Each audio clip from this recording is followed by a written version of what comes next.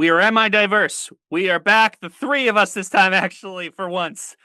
Anyway, so this week is going to be a little bit different. We had one idea, but we kind of like sat down together and be like, you know what? We see so much stuff shoved in our faces often, very often, like when it comes to media of like things that are coming out. I get it. It's for marketing and stuff. But things that are coming out, it gets shoved in your face. And frankly, to put it in Jenna's words, it's a bit of oversaturation. Is that correct, Jenna? Yeah, something like that. Yeah, so that is what we're going to try to get into today. But before we get into that, please like, comment, subscribe, share, all that fun stuff. Please help us get the good word out. And it's also, I almost forgot to add, I'm doing a lot of clapping. It is also Autistic Pride Month. So if you are autistic and any of the other joyful stuff in between, be yourself. Don't be afraid to be yourself. I just wanted to get that out there. So anyway, let's get onto it. So Jenna, do you want to start? Well, something I wanted to, before we get into like the much more bigger topics, is that there's really, first off, it's like there's really nothing wrong with a bunch of people liking something, as in the case with like fandoms. Mm-hmm. And obviously we understand that when it comes to like something new coming out, marketing is a very big thing. Yeah. But it's just when it's randomly shown in media or in everyday life, using it in ways that don't feel like they understand the material or are only using it because it's popular, then in some ways it becomes panderative. I mean, of course, not always. Like if it's songs of a popular movie, then of course it's going to be played everywhere, regardless if the people playing them know the original context. Like the big example, as we all probably know at this point, K-pop Demon Hunters. It's like I like that movie. Don't get me wrong. I really do like that movie. It's a really good movie in more ways than one. And I am glad to see an animated movie get this much praise, especially nowadays where it seems like most studios and streaming services, especially HBO Max, are moving away from family-friendly animated media. It's just, after a while, you just seeing and hearing it in the most random of places at public events or randomly in the wild almost constantly. And companies like Netflix parading the thing around just to milk more money out of it. It's like, yeah, it gets kind of tiring. I mean, I remember there was an episode of Jeopardy where it's like, so like, you know, like they have 6 categories and people have to like, there was like, in that whole thing, there was like 4 topics out of 6 that were based around K-pop Demon Hunters, and I'm like, no, it's like 1 would have been fine, 2 maybe, but 4 out of the 6 categories, no, that's too much. That is way too much. Like, and when I say like randomly hearing it in random places, like, I don't know, you're just chilling at, like when I was at my family lake house and I was just like sitting on the dock, there was a boat going by, skiing behind a boat, and the boat was just playing, I guess, the entire soundtrack of K-pop Demon Hunters, and it's like, I was gonna say, were they blasting Golden or whatever? Oh yes they were, but they were also blasting How It's Done, and actually they were blasting like the major songs into it. Yeah. Go ahead, John. But I did want to, sorry, John. I just wanted to mention a counter to all this real quick. Is that it is a natural side effect, and I feel like it is necessary for studios. It becomes necessary for studios to realize that this type of media is actually profitable, and maybe they'll start making more, but who knows? Maybe they'll probably misunderstand it, like always. I think there's a difference between when you like something so much versus when you want to over exaggerate it and you want to be like, it's got to be everywhere instead of it just being its own thing. Yeah, 100%. I was gonna say, I feel like this might just be something I noticed. Is it doesn't even necessarily have to be the IP itself, but the concept, because you have cases of I hear people were getting upset over they were doing a K-pop experience and all like these K-pop books, but they were flavoring it as K-pop Demon Hunters because that is what the like companies that sing K-pop Demon Hunters want to market all this stuff as, and it really is. I feel like sometimes the oversaturation really is the people that are doing it just really don't understand the media that they are like referencing either, and why it's so powerful in that kind of case, or what makes it good, so to speak. Because you can have so much of like, say, I'm just trying to think of it. I was gonna say this note for later is you can only have so much of a character, like say like freaking Deadpool. When Deadpool was like really big from like 2016 to 2024 until like after the third movie, because everybody stopped talking about him after that, is like he was everywhere. You couldn't turn away without somebody wearing a shirt, somebody having some kind of out the edgy, I'm funny, haha, I'm referencing something humor or whatever, and it's just. But some people don't understand what makes that character like that, and they only understand the outside context of the character. And especially now with the advent of short form media and the internet, like people are just sharing clips, so they only get so much of the thing. And that's another issue on itself, is short form media kind of just like messing with a lot of everything. And it is oversaturating a lot of stuff to the point that you're seeing something to the point that you don't really want to interact with it. You know what I mean? Oh I'm yeah, yeah. like Although oh, no good. I did want to mention that, like with the K-pop Demon Hunter specifically, I think part of that popularity, the reason why it rose so quick, the popularity rose so quickly, part of it could just be because of something called the Korean wave, which is this Yeah, essentially Western. All of a sudden, Western society has a weird fascination with South Korean culture, essentially. I mean, look at the like anime wave of like the late '90s. That, or I mean, it's still concurrent. It's still current. But there's also like the big British wave of like the what 2010s. Like you couldn't turn a corner without something Doctor Who like looking you straight in the face. Like I'm pretty sure I know I was there for it, especially 2010 era. I believe was, yeah, 2010. Matt Smith became the Doctor, and everywhere you looked, you would see Doctor Who stuff in America. They were doing a really big push for it. Obviously, look at everything now. They basically canceled the show, but that's not neither here nor there, and that's not a subject for today. I'm just more talking about there was so much of it out there that you couldn't like even like look away without like having it in your face, so to speak. Sorry, that might not be exactly, but I understand. It's it is a big boom because you also have, what was it, J-pop, or not J-pop but Europop back in the early 2000s, if you guys remember that kind of stuff. I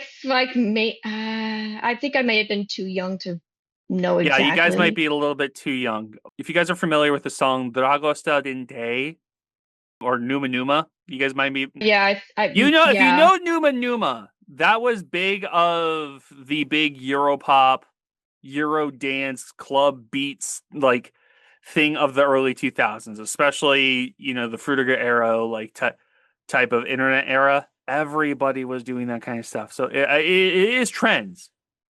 I hate to say, even with K-pop Demon Hunters being a great movie, this is I think that kind of what is going on with it, with referential, or like this type of oversaturation. It's all trends because somebody sees something that's like big and popular, or they want to be big and popular. Somebody wants to make it a trend and go from something that's niche to something that's like huge.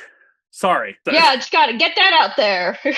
No, seriously. To be fair, half the reason is because like I grew up on this. It wasn't like I know 100%. I feel like it's really relatable to like this. It's not just Europop. It's just that's kind of how like trends just kind of work. You know what I mean? Yeah. And it especially becomes very effective when it's like music related. Oh yeah. Yeah, no. I mean, heck. no. Sorry. Heck, it almost seems like the way that K-pop Demon Hunters got so popular, it almost feels like it rivals that of when like movies from the Disney Renaissance came out. Yes. Yeah, and that especially, I mean, we all are kind of feeling the after effects of the Disney Renaissance like marketing scheme, so to speak. Like, because who doesn't have like God, I know for sure I have like a Pocahontas cup in my house. There's somebody in this chat or somebody in our cities that probably has like a 1994 like era like Lion King blanket or Lion King pillowcase. Like it was everywhere. And that's the thing. And I know for certain you guys grew up on this because I grew up on this, but I was a little bit older. Was the teen pop, teen rock Disney musical era of the 2000s? Do you get? Yeah, I slightly remember that. That's really kind of that's another thing. I mean, I for sure was. I wouldn't say I was a product of it, but I mean, like I for sure felt like that whole they did musicals back then, and then they would keep doing musicals for a long time. I mean, John, I know for certain you love Descendants. I know you love Descendants because you've shown us like how much you like the costumes. That is a product. That is a product of that era. It's still kind of going. I mean, High School Musical. I forget. And like, was High School Musical the first one they were doing like musicals in? I feel like wasn't it Camp Rock or something was first or something? First was Camp Rock, then High School Musical, and then Descendants. It might have been because I know they did DComs, right? Oh yeah, they did DComs, and then they did just some other DComs like before they actually started going heavy into musicals. But the point is, back when like the big Disney like DCom musical, Disney Channel movie musical like boom hit, how often did you see like High School Musical books everywhere? How often did you see Camp Rock stuff everywhere? Like the reason that we know about it so much is because the merch was there so much. Exactly. The merchandise, I think, to quote the great Yogurt, the wise, the magnificent, to plain yogurt. Merchandising is like a huge thing. Is the reason why we know stuff. But when there's so much of it, it can be overwhelming.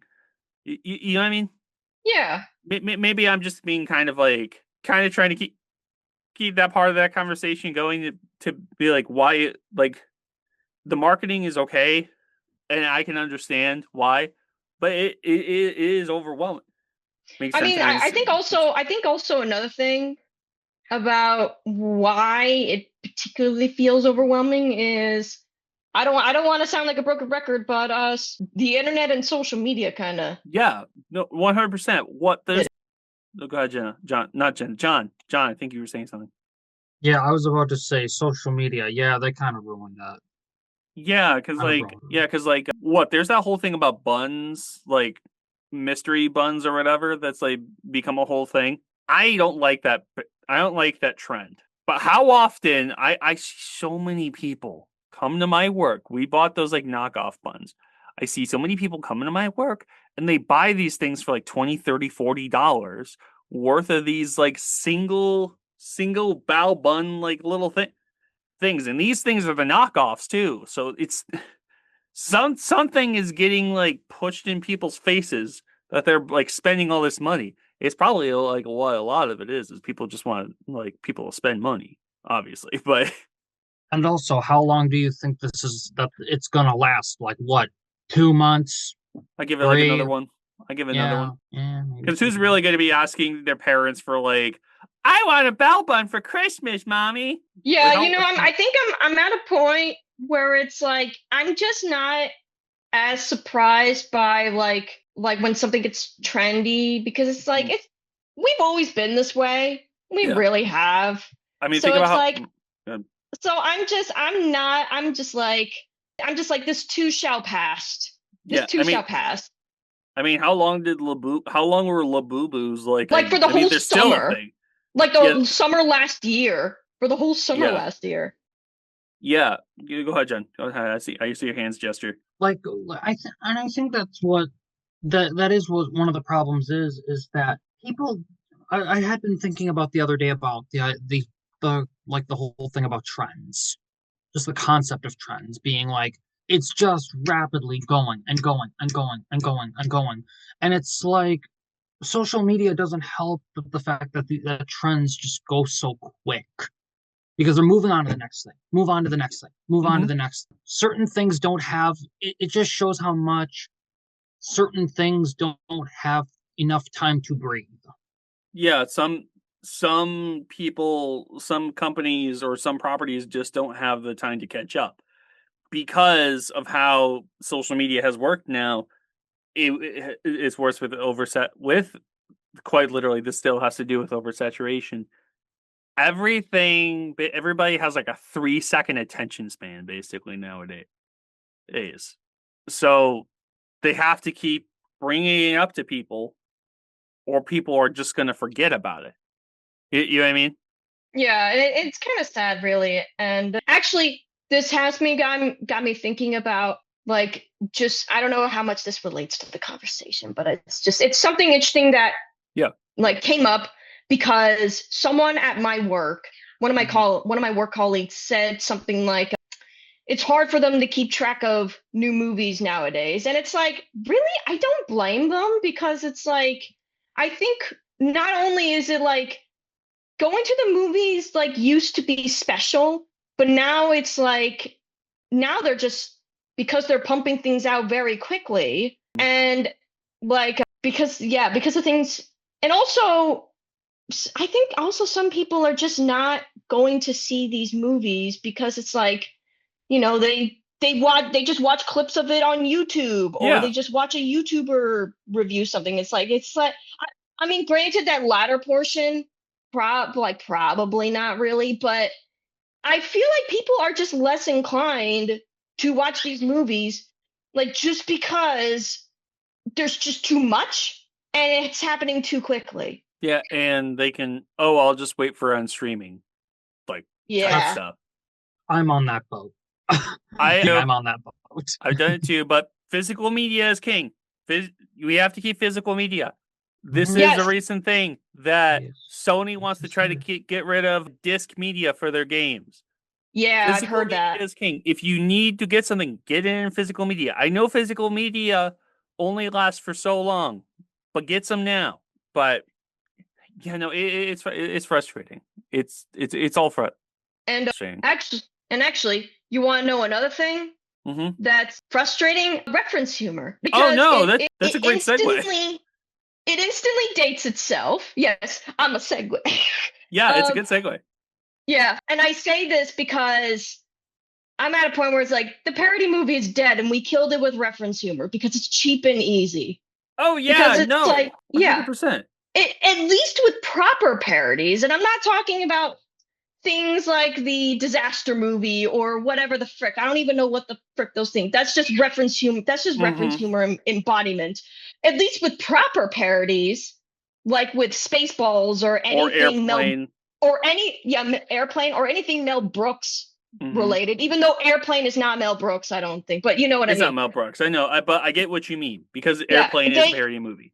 they are their own stories, and you can watch it regardless of your knowledge on what it is parodying.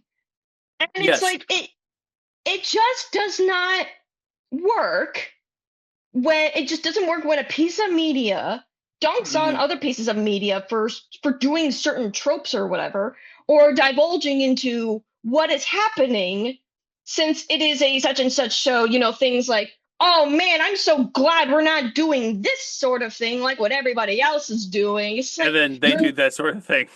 yeah, pretty much. It's like you're not being subversive or saying anything interesting by pointing out tropes and cliches and doing nothing else with them. It's lazy, condescending, and makes you look like you don't have confidence in your own project to stand on its own, so you put down others. It's like Yeah. having characters suddenly reference media with no indication or buildup, or like it doesn't even make sense with the character, doesn't even make sense in context with the character, that like there's no indication or buildup that they would be interested in certain topics, or it just doesn't make sense for the character to be saying that with who they are. It's like that's not subversive. And even if they have knowledge on certain subjects, it doesn't work when it doesn't add meaning, when they don't naturally interweave them into the story, or when it doesn't really explain why it needs to be there in context. So what ends up happening is you have characters randomly and unnaturally say like exactly what is happening, or in the most out of nowhere circumstances, and then freaking gaslights you into thinking they are clever by essentially spitting back to you what you already know, when it's like, no, it's at that point it's propaganda. I mean, yeah. I I feel I feel like, sorry, it's like, I know it's a bit of a stretch when I say that it feels like propaganda, but it's like when they spit back at you information and stuff, like your opinions that you already know and that you would already agree with, it's like, that's not subversive, that's propaganda. Yeah. I feel like, and John, you, if you want to say something before I can process this, but I wanted to say, I think the last parody movie like that I remember seeing that like I actually walked out of. This was a thing that they were doing for a long time, was epic movie, or like the Oh yeah, something that's essentially title reference movie. humor. That's It's essentially just reference humor. that is that era of like parody movies, is whoever's making those two brothers, those movies like were ass. They were complete and utter ass, and they didn't understand what made the media that they were parodying good, so to speak. So they would just, hey, here's a parody of this character, and they were pulling so many references that it took away from any plot of the movie, even though for those movies there was barely any plot. But like you said, where reference humor has killed the parody movie, I mentioned it before. Deadpool and Wolverine, as much as it has been hyped, is a flawed movie, because the whole Deadpool franchise is a product of somebody wanting to make reference humor, breaking the fourth wall humor, without like full context, or like, some people don't understand the whole context of something, and even though that's like enticing people to look something up in some cases. But look at the movie. The movie is, oh, we're making fun of the multiverse saga, so we're gonna have all of these things. We're gonna bring back this actor, or we're gonna make jokes that this guy's gonna play this guy until he's 90. And then there was rumors that Gambit was going to be played by Channing Tatum. So here's Gambit played by Channing Tatum. There's so many layered jokes in some of these movies. I mean, there's the whole thing with Jennifer Gardner and Daredevil. There was a whole joke played in the movie of why isn't Ben Affleck like in this movie? And that's the whole joke.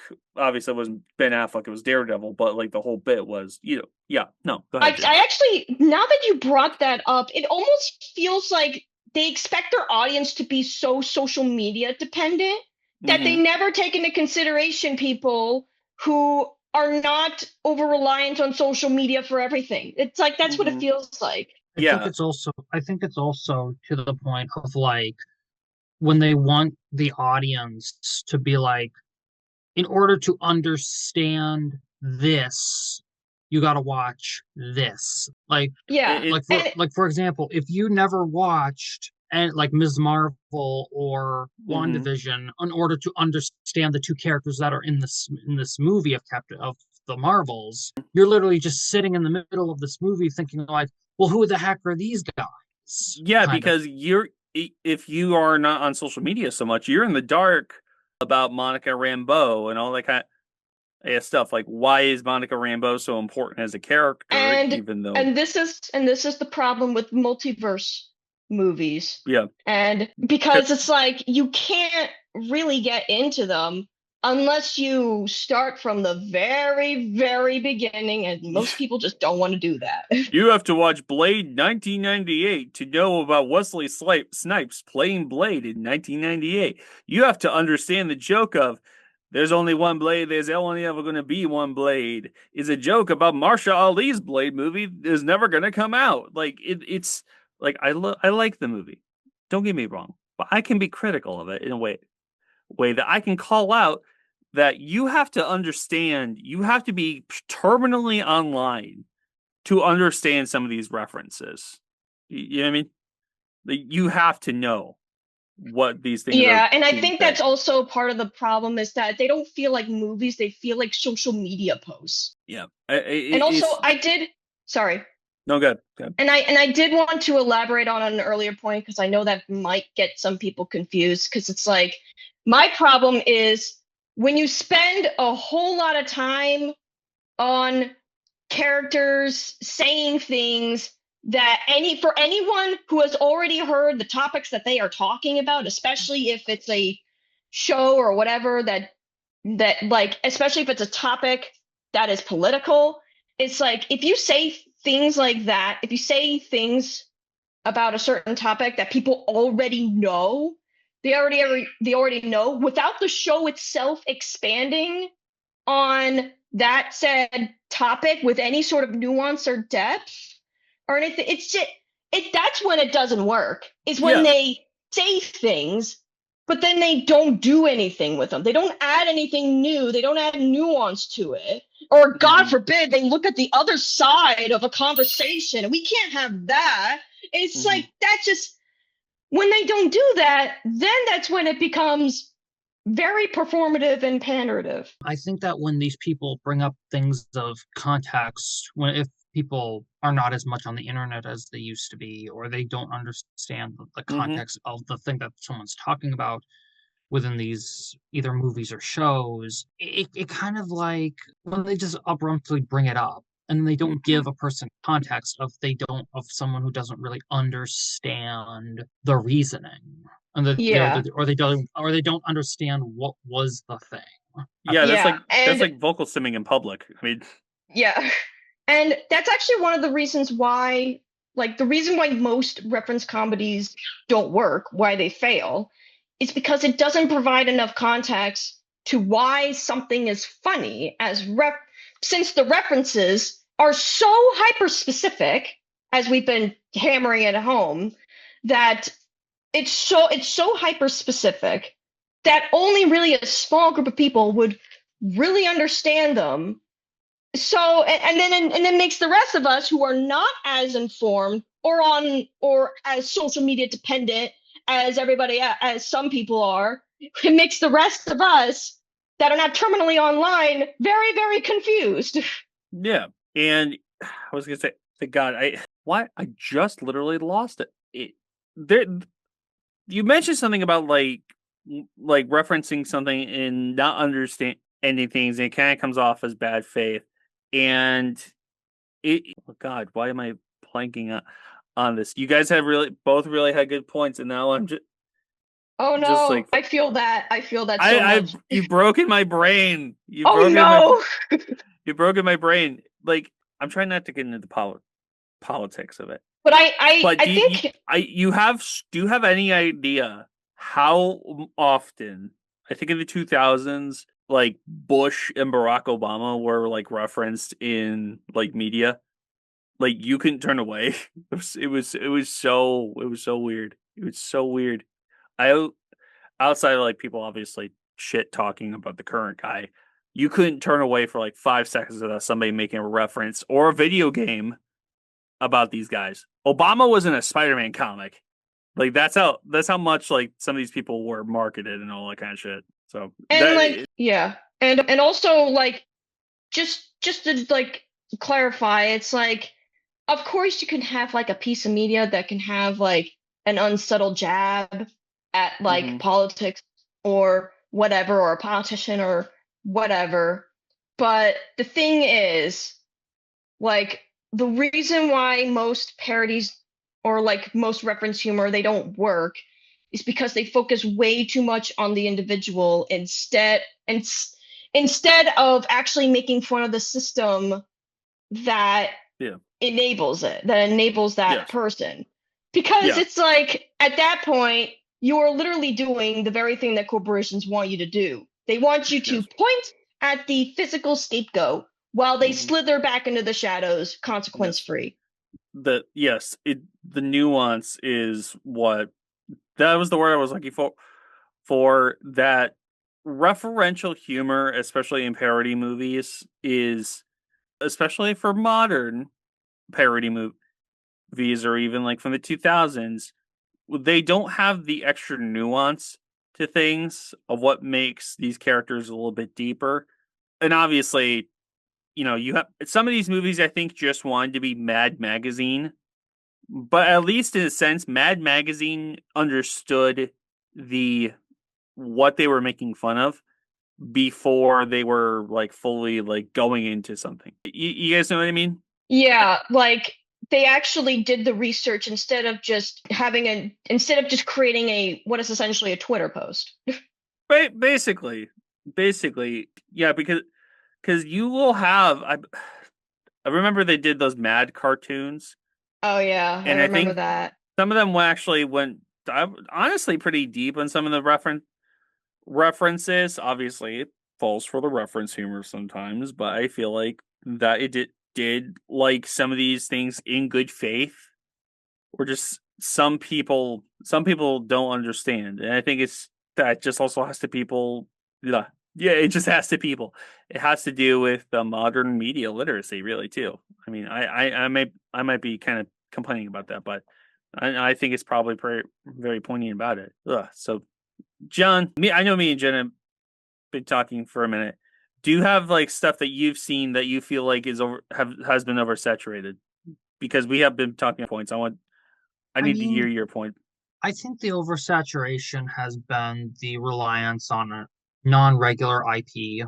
I mean, I literally came across a video where these two on YouTube where these two guys were talking about movies that were coming out, and one of the guys literally said, "Name a movie that's coming out this year and into the next year that is not either a prequel, a sequel, a reboot, or a remake of something Oh, that exists." yeah. And I No, was thinking like, "Oh my gosh." holy shit, yeah. And the only people that are actually putting out movies that are original are A24, and look how well they're doing. They're Yeah. Yeah, doing great. and even if with A24, and side note with A24, even if some of their movies don't financially turn out well, at least it's something. At least they're doing something. But that's a scary truth. It's like, I mean, I'm excited for Spider-Man. I mean, look at my shirt. But like the movie that's coming out is the fourth Spider-Man movie. They just had the Supergirl movie. Clayface is coming out. All this kind of stuff. It's an adaptation of something that is a semi sequel to another movie.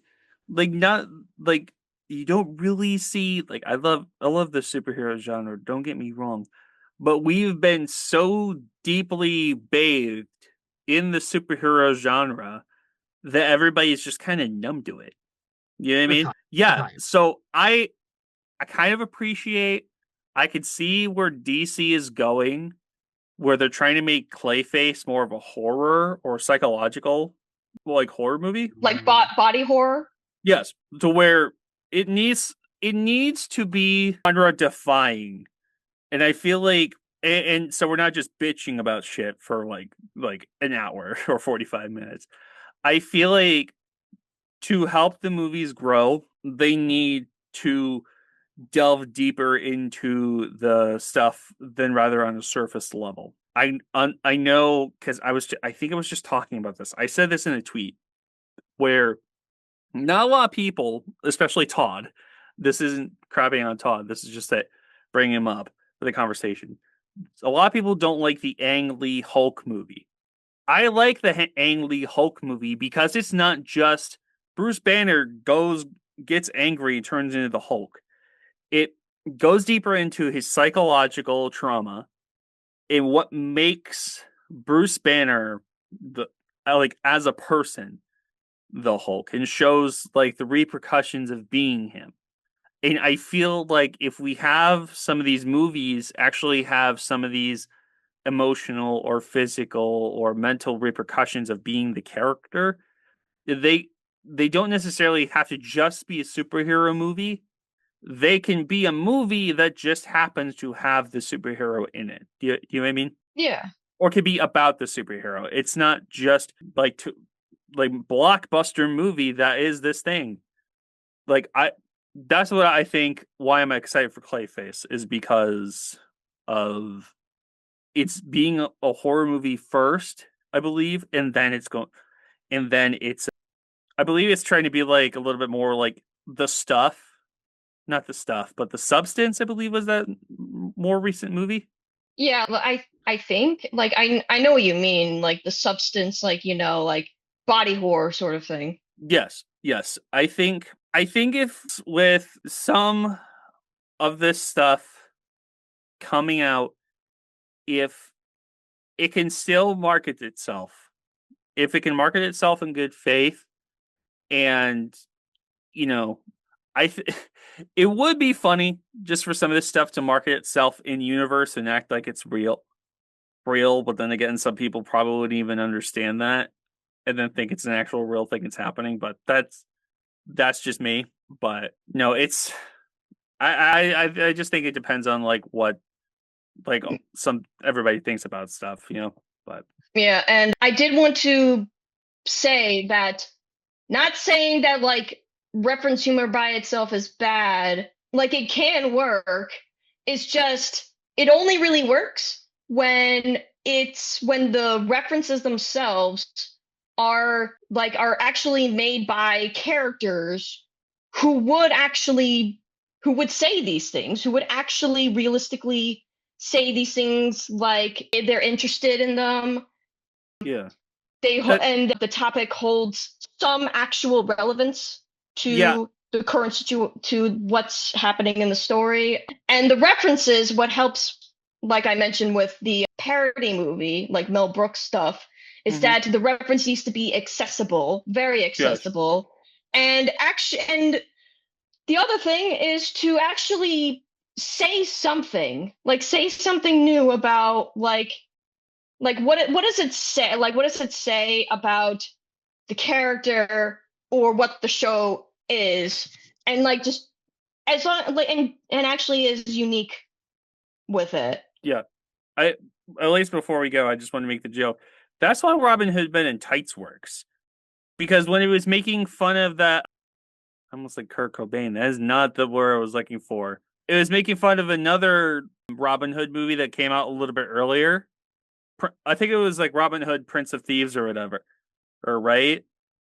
Or I don't know. There's too many. But it's the line about unlike other Robin Hoods, I can do it in a British accent. Like there's you Or something. I think the line was like, unlike certain Robin Hoods or whatever I forgot the first part, but the last part was, I have an English accent. yeah, like that's the thing. Like they did it not entirely to shit on the movie, but it is a little bit to shit on the movie. It's shitting on the actor for doing a Robin Hood movie, but with an American accent.